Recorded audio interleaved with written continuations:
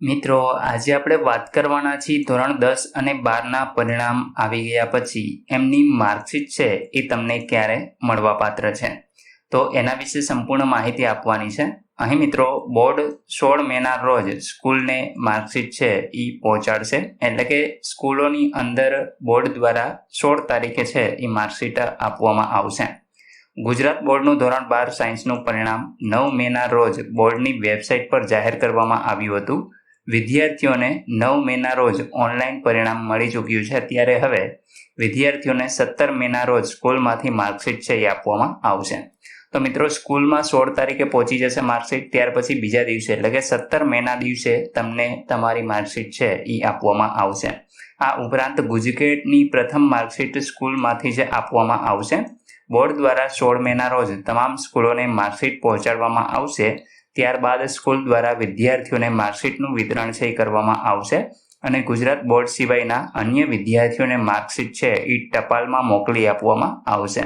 તો મિત્રો, ગુજરાત બોર્ડ દ્વારા સ્કૂલમાં જ માર્કશીટ છે એ મોકલી આપશે અને સ્કૂલવાળા તમને તમારી માર્કશીટ છે એ આપશે. જે લોકો ગુજરાત બોર્ડ સિવાયના છે એટલે કે અન્ય વિદ્યાર્થીઓ છે, તો એમને પોતાની માર્કશીટ છે એ ટપાલની અંદર મોકલી આપવામાં આવશે.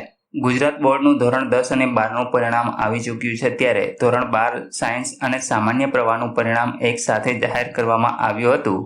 ગુજરાત બોર્ડ દ્વારા ધોરણ 12 સાયન્સની માર્કશીટ પણ તૈયાર કરવામાં આવી છે, જે આગામી દિવસમાં સ્કૂલને સોંપવામાં આવશે. સ્કૂલ દ્વારા 17 મેથી વિદ્યાર્થીઓને માર્કશીટનું વિતરણ છે કરવામાં આવશે. તો બીજી તરફ રાજ્યની જે સરકારી યુનિવર્સિટીમાં ધોરણ 12 બાદ પ્રવેશ પ્રક્રિયા માટે કોમન એડમિશન પોર્ટલ GCAS પર રજીસ્ટ્રેશન છે એ શરૂ થઈ ગયું હતું. આગામી 16 મેથી એડમિશન પ્રક્રિયા આગળ વધશે, જેમાં વિદ્યાર્થીઓ પોતાના માર્ક્સ અપલોડ કરીને પોતાની પસંદગીની સ્ટ્રીમ એડ કરી શકશે. પ્રથમ વખત કોમન પોર્ટલ પર અલગ અલગ યુનિવર્સિટીના વિદ્યાર્થીઓ એક સાથે જ રજીસ્ટ્રેશન છે એ કરશે.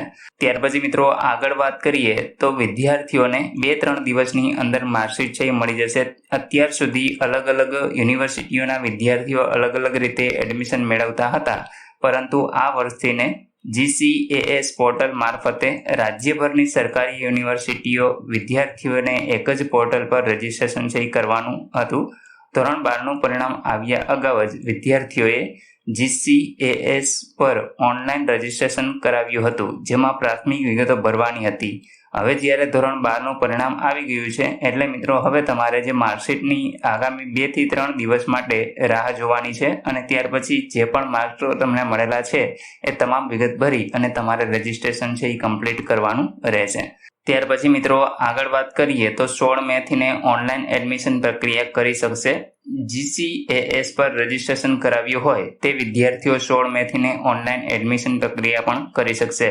વિદ્યાર્થીઓએ હવે પોતાના માર્ક્સ સહિતની વિગત છે અપલોડ કરવાની છે અને ત્યારબાદ જ વિદ્યાર્થીઓ પોતાની પસંદગીનો કોર્સ, પસંદગીની કોલેજ સહિતની વિગતો છે એ ભરવાની રહેશે અને ત્યારબાદ વિદ્યાર્થીઓએ મોક રાઉન્ડ અને મેરિટ પ્રમાણે પ્રવેશ છે એ ફાળવવામાં આવશે.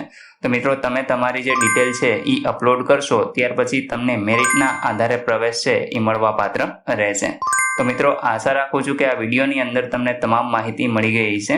મિત્રો, આપણે GCAS પોર્ટલ ઉપર રજીસ્ટ્રેશન કઈ રીતે કરવું એના વિશે એક ડિટેલનો વિડીયો મૂકવાના છીએ, તો તમે ચેનલને અવશ્ય સબસ્ક્રાઇબ કરી લેજો, જેથી આવી કોઈ પણ માહિતી આપ સુધી પહોંચતી રહે. વિડીયો જોવા બદલ આપનો ખૂબ ખૂબ આભાર. મળીએ એક નવા વિડીયો સાથે. ત્યાં સુધી જય હિન્દ.